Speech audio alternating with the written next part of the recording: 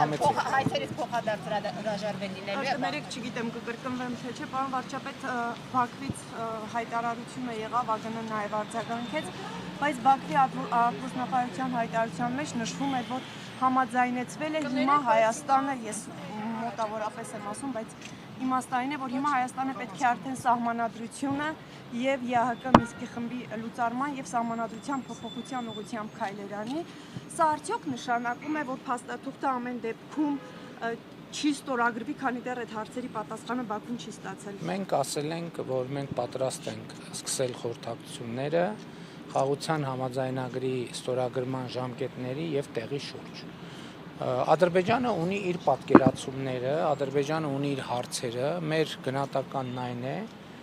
որ այդ բոլոր հարցերը խաղաղության համաձայնագրի տեքստով եւ տեքստում հասցեագրված են եւ մենք կփորձենք մեր դիրքորոշումները ավելի պարզաբանել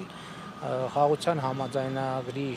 ստորագրման տեղի եւ ժամկետների շուրջ խորհրդակցությունների արդյունքում, որի վերաբերյալ Ադրբեջանը